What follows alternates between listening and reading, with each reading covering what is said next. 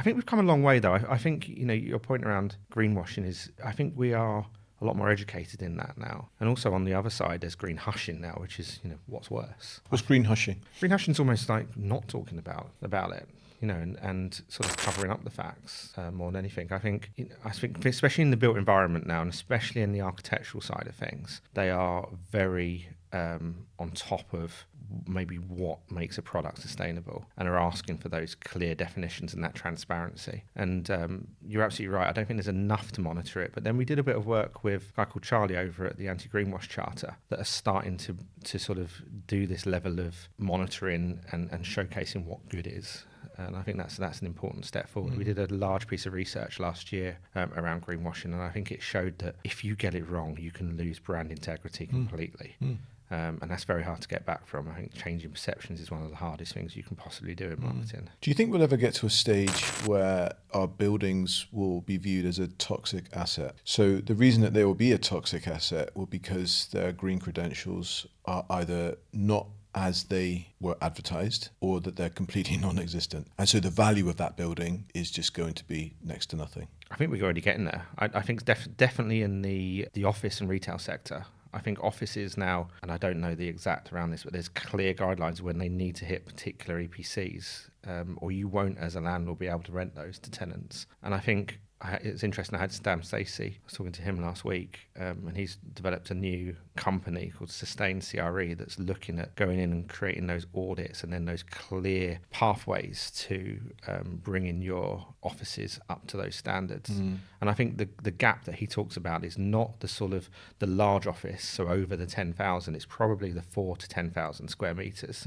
where you've got probably long-term sitting tenants, and the landlords have just got away with it. But, the flip side of that is the bigger issue is in our housing. So 14% of our social housing doesn't meet the housing standards. And that's the biggest thing. And I think that's why retrofit at the moment is so important. We all, we talk about inequality. We should all have a comfortable, warm, energy efficient home. And I think that's our biggest challenge. Whose responsibility is that? Local government. Absolutely. On the social housing side, we have social landlords, that needs to be brought up. And that's the problem, is it's not happening. So what you're seeing is a lot of community and neighbourhood led regeneration, when that's basically community saying enough's enough, we'll do this work ourselves.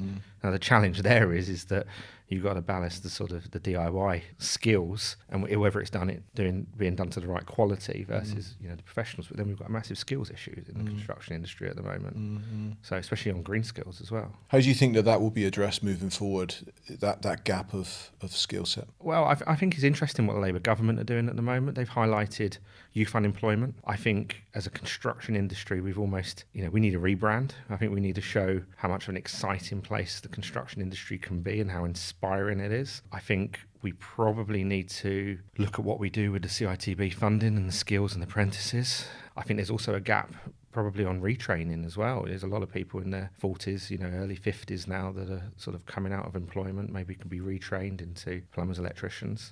As we phase out gas, there's going to be a huge sort of amount of gas engineers that could easily be retrained into heat pump engineers and renewables. So I think the sort of the ability is there. I think it's just a complete system change and rethink. Well, the thing that you touched on there about a rebrand around the construction industry, that's one of the reasons that I set the podcast up, was to try and help people to peel behind the curtain, have a look. These are all the different areas that you can go into within the construction industry. It's not just about putting one block on the other, and it's not just full of people that are, school dropouts, or because I think that at least when I was growing up, that was very much the line is, if you were a bit of a nightmare at school and you couldn't sit still, then that's what you did. You went to the construction industry. Or catering college. Apologies to any chefs out there. But no, you're right. But that's not true though, is it? No, absolutely not. And I think, in my world, I'm very heavily involved in the sustainability side of things, and I think when we look at the sort of the next generation coming through, they're hyper conscious of those environmental issues, and I think that's probably the built environment selling point. That's the bit that we're missing out on. It's almost like get involved in the whether it's being an architect, an engineer, or even in the trades, installing heat pumps or those renewables. Be a part of the big change, be a part of the future, because it's well documented. The construction industry accounts for almost 50% of all our CO2 emissions, probably 60% of all of our waste that goes to landfill. So massive problem, but actually massive solution. And, that's exciting. I think you could really attract, a new generation of specifiers or trade, with just, as we said, a sort of a simple rebrand. Every problem's an opportunity. Yeah, absolutely. What was it that got you into Futurebuild? Futurebuild, just talk a little bit about it. There's a number of people that listen to this podcast that would not have heard of Futurebuild. So if you can just talk to that and then how you got into Futurebuild. Absolutely, yeah. So most people will probably know the show as EcoBuild, and it actually started in 2005. And I wasn't involved in it, by the way, until probably 2015. So I've been on it about 9 or 10 years. But back in 2005, it was directly launched because there was not enough talk around sustainability in the built environment. And believe it or not, we're still having the same conversations now, 20 years on. So the show rapidly grew.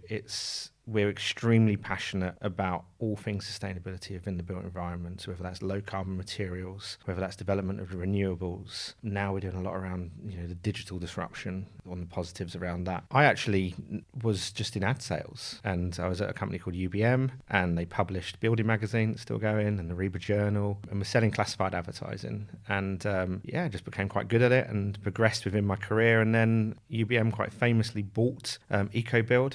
It was a £52 million they paid for it back in 2012, 2013. And it was exact at the time when the government started to pull all its green initiatives. So the show actually, unfortunately, went into rapid decline. It had a lot of solar exhibitors that went out of business or didn't focus on the UK market. Likewise, a lot of people changed their marketing, so they were moving away from all of the zero carbon homes initiatives and things like that. So I became the event director in 2015 and actually did a management buyout and owned it in 2017. So we ran it as an independent company until 2019. And then we partnered with EasyFairs, who own it now, and I'm still on board as the event director. So my role is sort of coming up every year with the concept and keeping it fresh and keeping it very true to its mission and values. And I think that's something we're really passionate about. What is it you're trying to achieve? Very similar to, probably your podcast. It's about showcasing how amazing the construction industry is. But we fundamentally believe that we make a positive impact on the built environment. And we do that by bringing together the specifiers.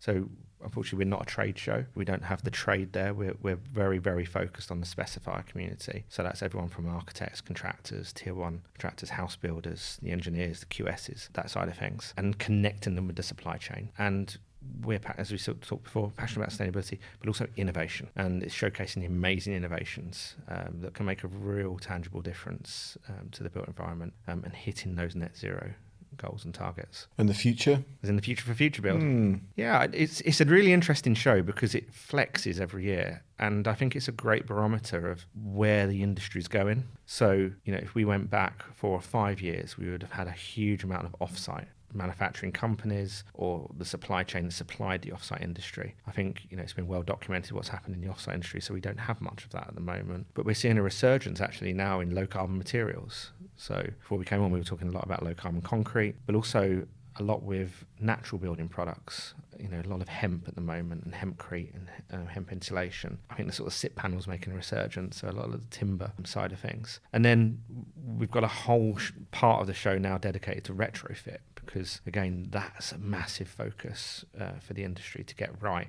And so we need to bring people together on that. So every year we sort of change the show and sort of the floor plan and the footprint changes as well as there's different focus areas. Often we look for silver bullets to try and solve our problems, and I've had lots of conversations with people that have tried to identify what that silver bullet is. I've had lots of conversations with people that say there is no such thing as a silver bullet for the situation that we have at the moment, which is how do we reduce the amount of carbon that is in the construction industry? What's your view on the silver bullet? I think we need action. And unfortunately, the construction industry is many times led by legislation. And so, without legislation pushing, then it doesn't happen. And I think, a great example of that is probably 2015, 2016, when we had the Zero Carbon Homes Initiative. We were all geared up. House builders were given a definitive deadline. They were building, and they proved this. You saw it at the BRE Innovation Park. We were building code level 6 homes. We're all ready to go. Government pulls that and we were tracked back down to industry standards. So for me, I think there needs to be more legislation. We've seen it recently when we were trying to phase out gas boilers by 2025 in new build. That then got relaxed by the Conservative government to 2030, or even, it's a little bit grey. So you see great times of innovation when people have to, because they set a goal. Now, one thing is for sure is that our net zero targets are written in law, and that won't change. So, that 2030 to 2035 deadlines are the key here. But at the same time, we've got massive other issues. The Labour government came out and said, well, we need to be building 300,000 homes a year, 1.5 million. And then I think it was a couple of weeks ago, Matthew Pennycock said, well, maybe we overestimated the challenge here. Maybe. It's not going to happen. So, yeah. It took them a while to figure that one out, right? But then again, I'll say we need more legislation.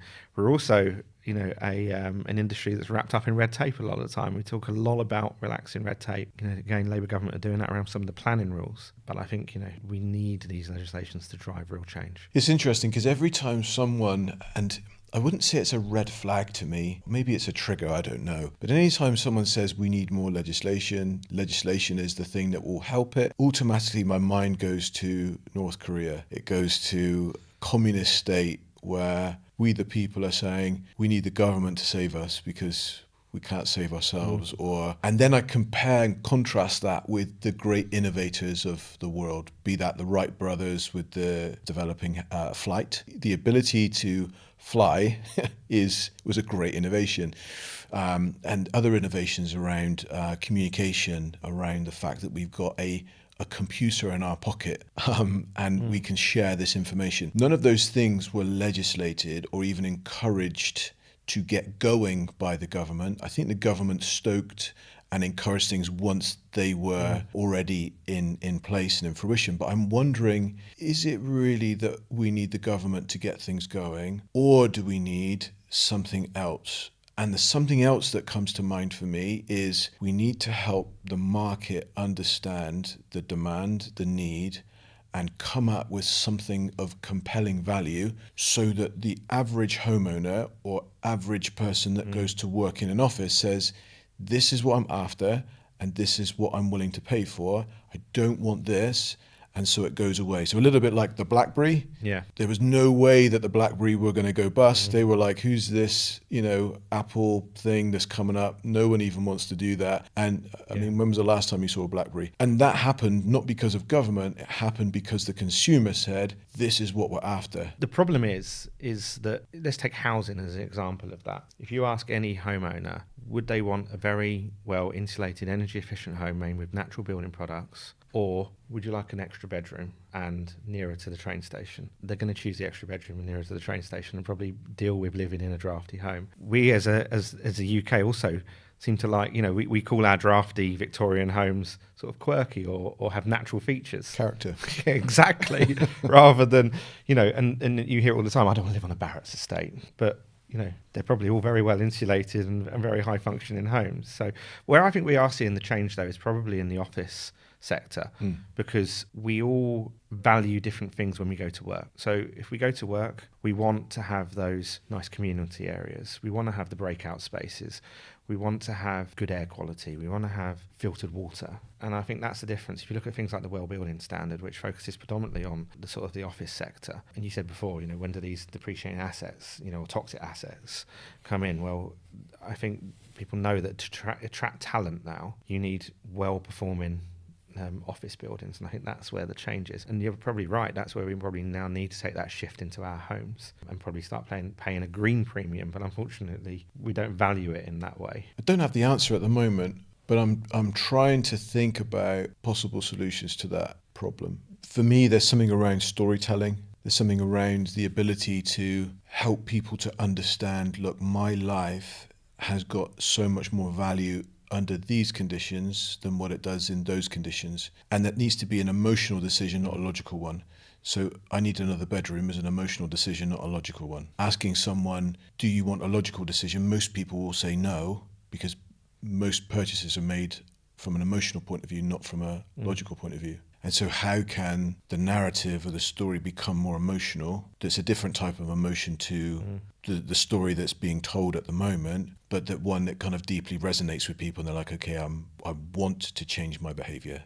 Not that someone's forcing me to change my behavior, but I want to change my behavior. The challenge is that we've got deep inequality in the UK, and that's the problem, is that we've got extreme poverty where just having a roof over your home is a challenge. You know, we've seen, you know, if you live in London, rocketing sky rents, you know, but also it's not profitable to be a landlord anymore. So you've got people, you know, trying to shift there. So a lot of homes are exiting the private rental market. You know, on the social housing side, we're not building enough. We're not building, you know, them to be energy efficient. There's massive refit programs that need to go through. So that's the problem. Is that, you know, there's almost, you know, such a wide goal. You know, when we're talking about extra bedrooms, some people haven't even got a bedroom for their kids, you know, and I think that's our challenge, is that we need to get housing right. Everyone should have a warm, energy efficient home because it will reduce our energy usage.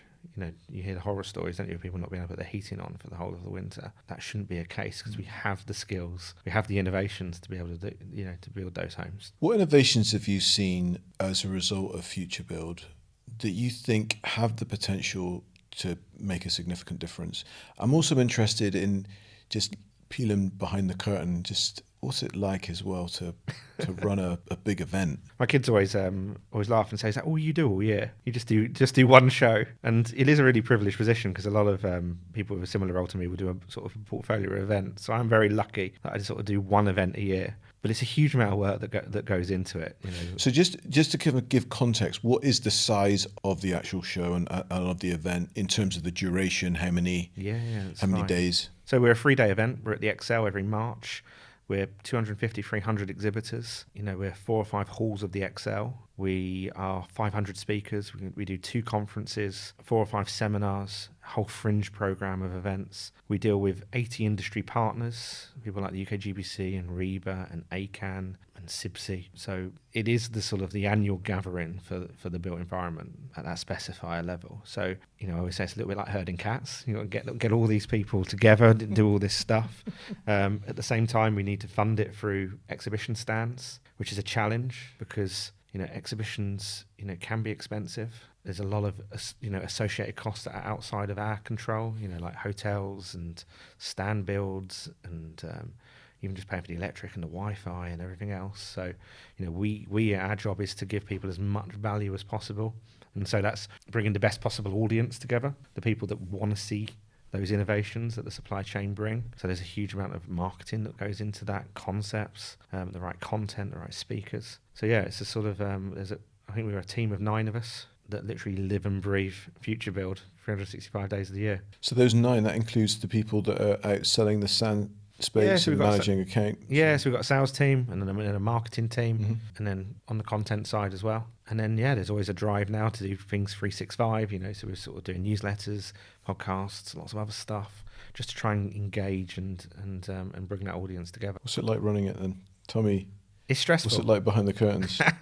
It's a real challenge. Stressful? Yeah, I think because the show has so much, everyone knows it, and everyone knows the history. And, you know, in 2012, 2013, it was probably 10 times the size. You know, it's 55,000 people coming to it. You know, we're about 18,000 come now, 2,500 exhibitors, the whole of the Excel. It really was something quite massive. And it was impressive. I remember going to that in, you know, those years, and it was, it felt like you couldn't go round there in a day. You couldn't. No, I agree.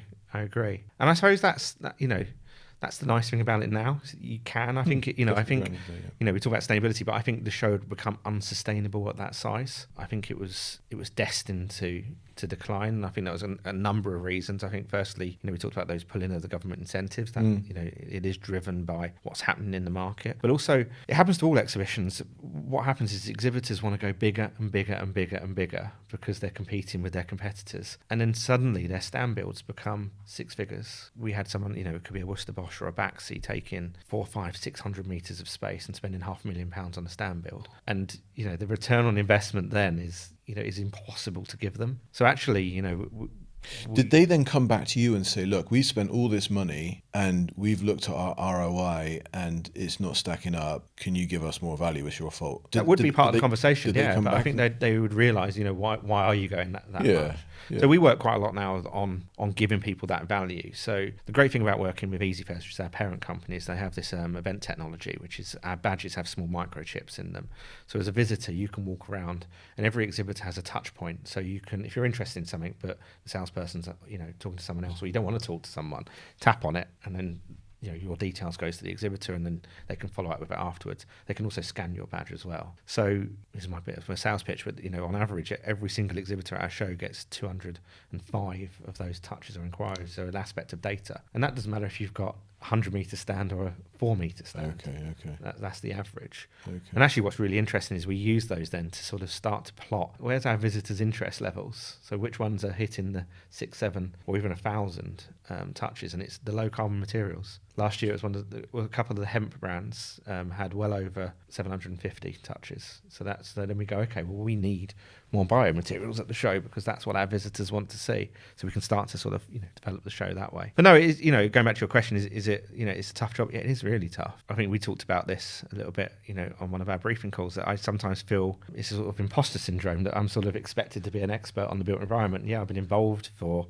over 10, 15 years, but I'm not an architect, I'm not a contractor, I'm not at the coalface of it. So, but have to sort of comment on things. So if you went back probably 4 or 5 years, you wouldn't have known I was event director. It was very much always about the Futurebuild brand, front and centre. I was sort of in the background, quite happy over here. Mm-hmm. Where now I think the way things are being marketed is changing, and I think that's people want to buy into a person as much as they want to as a brand. So I've sort of been thrusted by my marketing team into the situation where I have to come on podcasts and well, this is my first actually as a guest, so I'm enjoying it.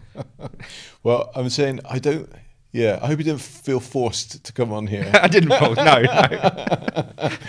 So what is it that you enjoy about your role at Futurebuild? And you've mentioned that it's stressful. The other side of the coin is going to be there, right? You are going to feel joy, excitement, exhilaration, and so on. But what's the other side of that coin for you? I think it's seeing firsthand the impact that events can have. I think you talked a little bit. You asked me a question, I didn't actually answer it, which was sort of what some of the innovations that you've seen firsthand that have gone into things. And over the years, we've just supported some crazy ideas that if you was any other event, you think I'm not doing that. Like what? Well, Bill Dunster is one case at BedZ or Z Power, as they're known now, and he would phone me up every year and go, "I've got this. Do you want me to bring it to the show?" And I'd be like, "Bill, yeah, absolutely. Let's do that." And and one of those was the sort of the Z Pod, which if you're from Bristol, you've probably seen those in a car park. They're his social housing that goes over car parking spaces. That was first shown at Futurebuild. I remember bringing that. Bill will always say it's easy. It will come in on a high ab. It'll be fine. And then suddenly we've got cranes. Every single forklift we can do. We're sometimes getting very close to breaking every health and safety rule, but then it's there and it becomes a star attraction of the show. And, and so those are the things that really, give me quite a buzz. I think sometimes it's sort of, you don't know how things are going to look until you get on site. So I go on site on the Saturday and we don't open until the Tuesday. And so, you go on site and it's just a big empty hall with chalk marks on the floor. And then suddenly stuff starts coming in and building up, and stuff that you've just seen on a floor plan as a sort of a coloured square suddenly becomes something quite amazing. Often it's some of the stuff that isn't commercially related at all. We do a lot to support a lot of the industry associations. And one of my favourite is ACAM, which is the Architects Climate Action Network, who are just a group of the most amazing architects, so passionate, and we give them some space and they come and create something quite special. So they normally bring amazing displays of natural building products, and then they do quite provocative sort of seminars and workshops, and it's just great to see. And it just brings together a sort of, in a post sort of lockdown era, these associations that have probably built up over Teams calls suddenly are all together in the same room. Mm-hmm. Yeah, amazing stuff happens. And if you were to speak to your younger self, kind of just finishing school, maybe starting A-levels around that age, what skills would you say that you would need to have in order for you to do the type of role or to be involved in the Futurebuild type of type of event? I think it depends where. I think I'm in a really privileged position that I can do a lot that maybe other people can't in my role. But that's what I'm talking to. Yeah, exactly. The 17-year-old that wants that, right? What 17-year-old doesn't want to be in a privileged position to do a load of stuff that normal people don't do?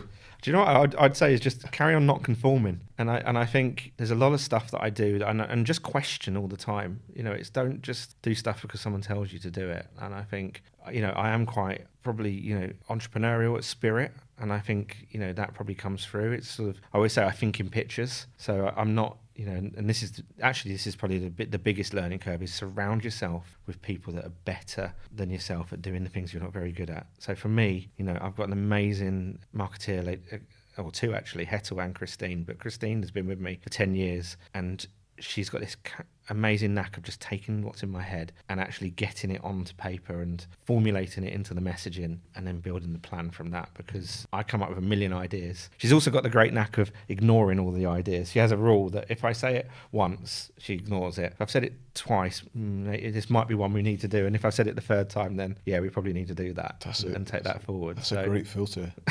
Absolutely. Really good. That is really good. Because I have 100 ideas, and I'd say 99 or maybe 97 of them are terrible, but some of them come off. So are you dyslexic? No. You're not? No. That's interesting, because usually I've got an overload of ideas, my mind's going off, and I've got this, that and the other. Here's a picture of what could be, but I need someone to put some glue here and here so it all holds together. So I know you're not Richard Branson, but I'm kind of thinking of the Richard Branson types of characters. I might be more lazy, maybe. More lazy? I don't want to actually write it down. No, because I think it's a skill, isn't it? There's a different skill set. Yeah. And there's a book, and I've forgotten who the author is now, but it's called Rocket Fuel. And the book talks about this principle of you need, in order for a successful business or organization, you need to have someone that's a visionary, and then you need to have someone who is the implementer. And a visionary seldom is an implementer as well as a visionary. So you have Henry Ford, and behind Henry Ford was an implementer. I've forgotten the guy's name now. Steve Jobs, obviously, he was a visionary, but behind Steve Jobs, there was a Wozniak. You've got Disney. Walt Disney, he was the visionary. Behind Walt Disney, there was an implementer. And so it's interesting how there's this blend that goes on between two different types of people that get fulfillment and excitement and joy from doing very different things. Yeah. It's weird, when you said, I'm dyslexic, I think I'm probably from the generation where we've never really questioned. It's just sort of what we are. I think we're particularly bad at sort of self-analysing, and it's quite interesting. So, Easy Fairs have brought in a performance coach, which has actually moved probably more into a sort of a psychiatrist, but sort of more of a sort of, a personal mentor and coach. And it's interesting, sort of, I use her, a lady called Charlotte, I use her quite a lot. And, because I would say, well, this is my process. It doesn't feel right. She's like, well, no, that's just how you work. So I've got a weird morning routine where I just religiously read the news, and I have to go from everything from the Daily Mail to the Independent to the Guardian to the BBC, and I just stay on current affairs. But that's my sort of 10, 15 minutes in the morning while drinking 2 or 3 coffees, because that's my process, and that's what I do, and then I can settle in and do work. And go through that. And I'm the sort of person that I don't work, I'm not particularly a 9 to 5. I'm sort of, I work quite early in the morning, but then I also switch on late at night. I'm sort of, I very much struggle to switch off as well. So it's sort of understanding, yourself and the processes that you go through and how to get the best out of it. I'm interested to know areas in your past where you've not conformed, and you look back at that now and you're like, I'm really glad that I didn't conform. Because there's lots of children and young people out there, and I do it myself with my own children, you want them to conform because, I don't know why, you just want them to conform. And you're less concerned about, actually, if I give you permission not to conform, I wonder what great things you're going to come up with. I'm just trying to see if there's anything that comes to mind, really, of anything that you've not conformed with or at, then you look back and you're like, so glad that I didn't conform there. I think it's at an event level, it's, a lot of events would shy away from activists. And actually, we embrace activists. You know, we've actively sorted out to get members of Extinction Rebellion at the show. You know, if you said that to a corporate, they'd be like, well, what they're going to glue themselves to, or what, you know, or the orange stuff's going to come out. Absolutely. But, you know, for us, I think there's positive activism, and I think that's something I'm really passionate about. You know, a lot of our speakers will have, you know, in their biogs that they are an activist, and I think we should be embracing that. And I think so. There's little things like that I think, you know, if I was in a normal corporate environment, that would scare people if I'd have to report every single detail. That maybe we wouldn't be doing that. You know, I think, yeah, sort of a personal life, I just sort of always look for a different angle on things. You know, I'm very solution orientated, but it can be hard sometimes because, you know, when I was running, you know, Futurebuild as my own company, you know, I'd gone from being in a large corporate UBM for 14 years to suddenly running a company. You know, there was 9 of us in a small office in London Bridge, and everyone would just turn around and look at me and go, well, have you got the answer? And I was like, no, I haven't. You know, and that's quite hard sometimes when everyone expects you to have the solution to things. That was a real challenge. So, you know, when we were, you know, so just going back to that sort of not conforming, you know, we ummed and ahed over the rebrand, you know, of EcoBuild. You know, EcoBuild, it comes so synonymous with this huge event, and, you know, and we were in a very different space. The event is very different to what it was back then. So we sort of said, well, let's rebrand it and let's just change it to Futurebuild. And if I was in a corporate environment, you'd go through steering groups, you would do focus groups, steerers. We flipped a coin, and it was the decision was made on a coin. Yeah, and it was tails, and we went, okay, so let's change. And what was heads? It was stick with EcoBuild or go to Futurebuild, and we went to Futurebuild, went and bought the URL, and moved on. Here you are. Absolutely. Wow. And I think, you know, that's the sort of stuff you can get away with when you haven't got anyone to report to. Looking back now on that, do you class that as genius or reckless? We could have wasted a lot of money with a branding agency, couldn't we? And spent a lot of money on new logo designs and everything else. So I think it was probably genius. It's an event brand. No one's going to die, are they? I don't think it can be reckless. I don't think anyone's going to... You know. I love that. The other thing, and did you decide to do the podcast on a coin toss as well? No, unfortunately, that was in a PR presentation where our PR company said this would be a great idea. And is that reckless or genius? If they probably peeked, we're not as professional as your studio and editing, but if they peek behind the scenes, it's probably reckless. No, it's good. You know, we talked about in our briefing call, why do we do it? And I think we're just interested in people, and I think there are some amazing stories out there to be told, and you just got to find the people and give them the platform. And actually, that's another great thing I love about Futurebuild is that we give over our stages to, you know, the people that just that don't have a voice. You know, we exist to amplify those voices, and I think that's great. You know, just giving a platform to people, and that's what, you know, your podcast does as well. It just shines a light on people that maybe, you know, aren't always on stage. Yeah, and people really come and shine. What have you learned about yourself from doing a podcast? People say I'm. You know, people, I think, looking, you know, will go, oh, you're really confident and you're great on camera, and, you know, I hate it. Absolutely. Really? That bad? Yeah, absolutely. I sort of, I always say it's sort of, we had some media coaching actually recently at Easy Fairs, and we talked about this, and it's sort of, for me, it's almost, there's 2 sides to me. There's me at home around my friends and my family, and then there's something that switches on. It's like, right, I need to switch on now. I'm on stage. That's another. That's a different person. So yeah, it's sort of, yeah, this isn't the real me. So this is more drawing from a persona that you're trying to put across when you're on the podcast, or maybe even doing this, that is taking energy from you, as opposed to this is you in your happy state and you're feeling energized. Yeah, I'd say that. I'll come off here and I'll be absolutely drained. And I think I am drained. You know, I'll do a podcast and I come off and I'm like, you hit a low. Normally eat some chocolate and then have another coffee. And you're fine again. Get going again. So is that's interesting. That's fascinating. So you're engaged in something that you firmly believe in, but that doesn't energize you, but you give lots of energy to it. Yeah, I'd say that's right. I think it's I think being on, it's hard because so much planning goes into, you know, just 3 days. And so, you know, they always say this in the events industry, you sort of have the sort of post-show blues. Okay. So we combat that by actually, I'm already planning 26. Okay. So I have a joke with my marketing team where it's like, oh, I'm over 25 already. You know, the show's 3 months away, I'm over it. I'm already on to 26. So, you know, that's I think how I combat that. I think I sort of, and again, I think that's that need to always be innovating, always be doing something different. So it drives, you know, so, you know, when I say we're not a trade show, we're very unlike other shows. So we constantly rebrand, we constantly move forward. And maybe that's me, you know, because I want to constantly do something different, where other events will very much, they'll run one edition, marketing team will change the logo from 2024 to 2025, go again, and the event is the same, where I think we always try and change it. And I think that's probably me living myself through that brand. Just going back now to the trade show itself, or sticking with the trade show itself, how happy are you for students to turn up to that trade show en masse? I'm perfectly happy.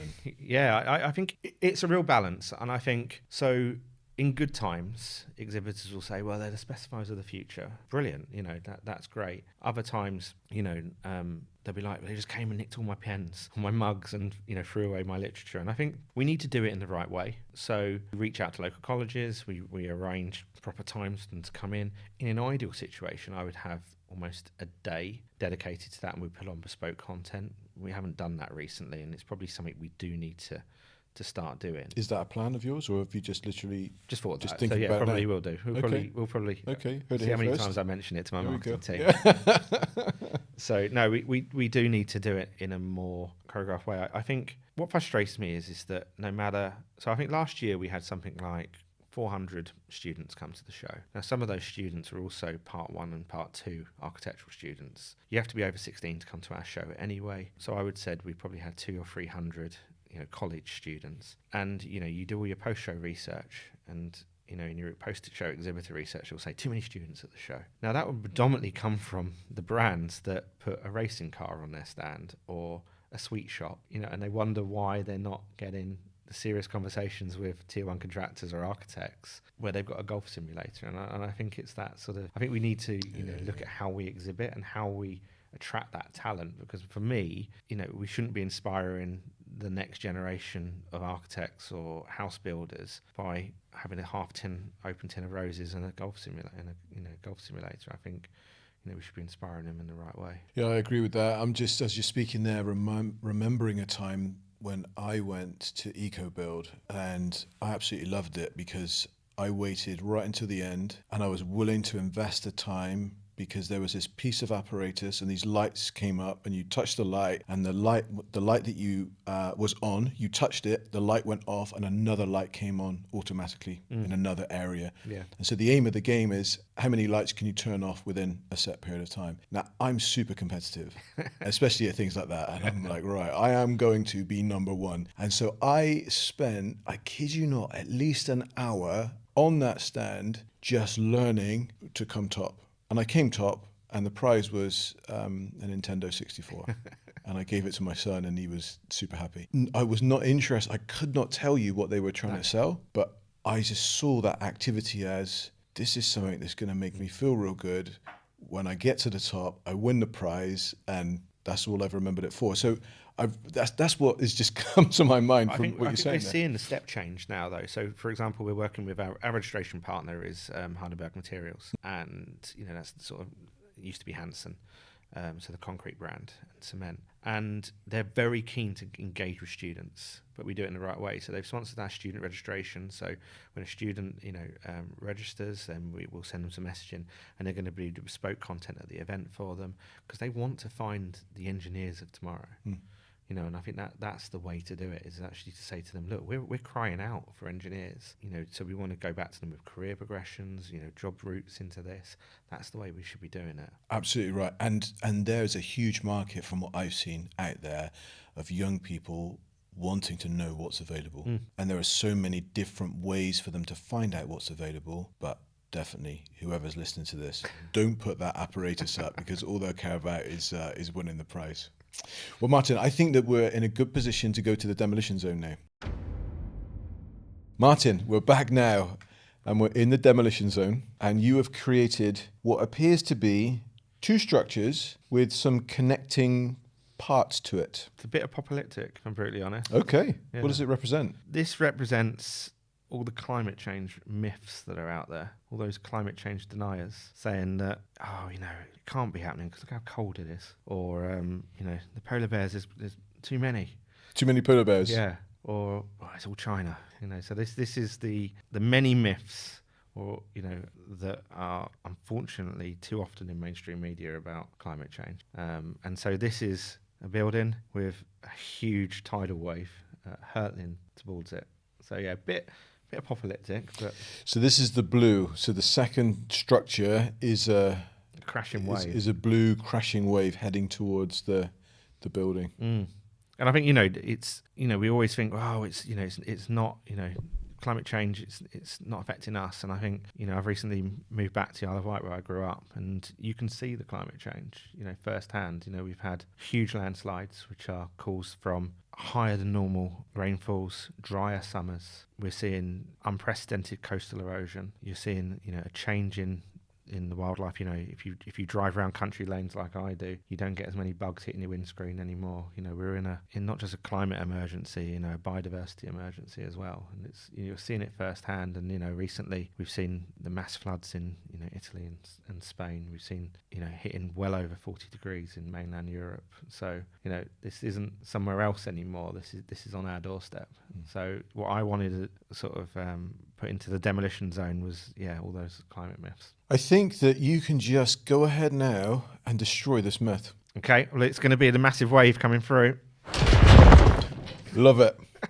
Love it. With a swipe of the right hand, that wave hit everything and that is all gone. But I think the point that you raised there is really important. It's really easy to either deny something which is a shift and is a change and needs to be addressed. And I think the other thing is it's easy or it's possible to ignore something. If I ignore it, it will go away, or if I ignore it, it's not real. So I love that point that you made. I think that that Netflix movie, I think it was like Don't Look Up, was a prime example of that, where there was an asteroid hurtling to Earth, and they were sort of just ignoring it.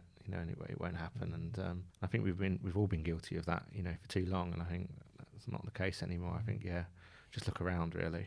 I think it was interesting in lockdown as well, where sort of nature almost rejuvenated itself for a period of time. It was beautiful, wasn't it?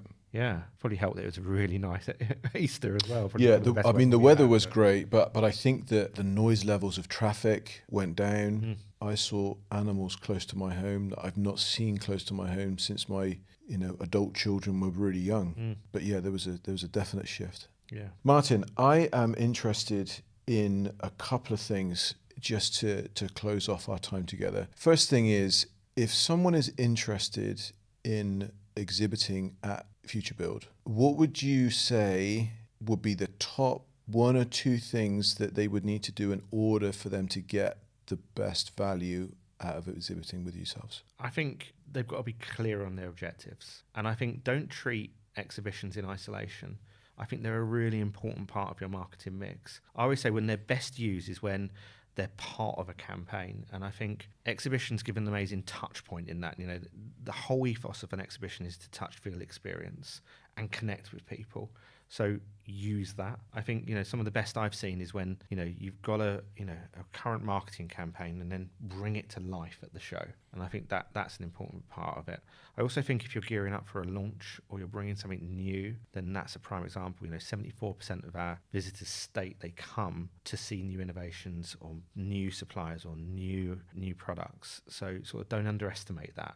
Put that front and center. I also think that we, by nature, have got a very environmentally conscious audience, and so bring that message in. And it's also a tendency, I think, as well to, just put sort of, uninformed or sort of, hire. If you're a very small company, sometimes they hire, show staff to man the stand. Don't do that. Put your experts on there. What we hear a lot is that the Futurebuild audience are very inquisitive and ask the hard questions as well. So, do your homework, and bring the right people, because that's who they want to talk to as well. You're a leader of a team. I know you said that there's 9 people in the organisation, but there's a team. The show that you put on is really significant.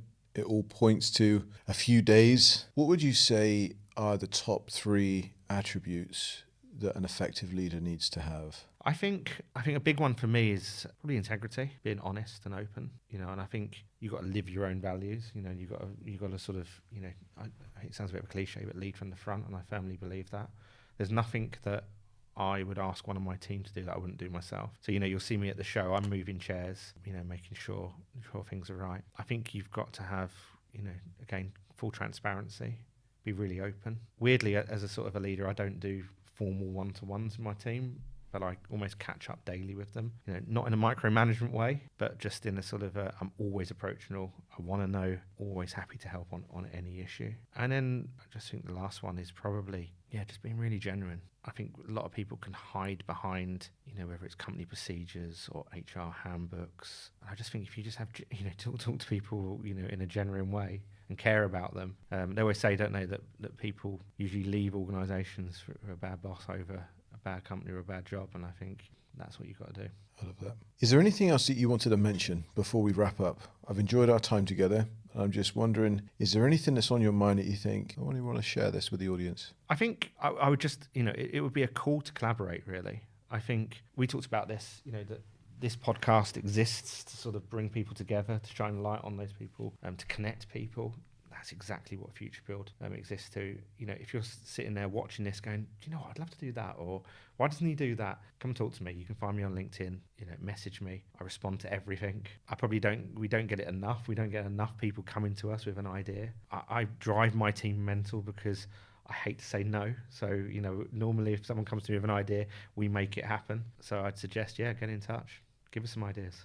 I love that. Good. I think as well, just to add, if I can, just for those younger people, those students that are coming in, I think the suggestion that you made of having a day just for students, I think that would be great. It reminds me of something that used to go on at the Birmingham NEC. I don't think it does anymore, but there used to be lots of different organisations there for students, and they were school children, to come along and say, this is the type of job that you would do if you were, and they had the BBC there, they had NHS there, they had nuclear, this, that, and yet there's so many different, and I think that you could probably do something similar.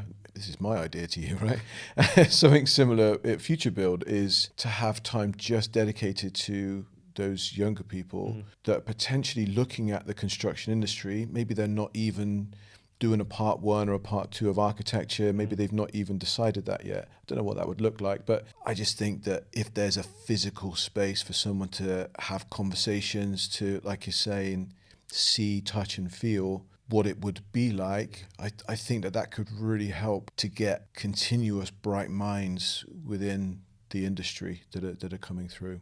Yeah, I 100% agree with you. I think we definitely need to do more to inspire. Martin, it's been an absolute pleasure having you here. Thanks for agreeing. Thanks for coming along.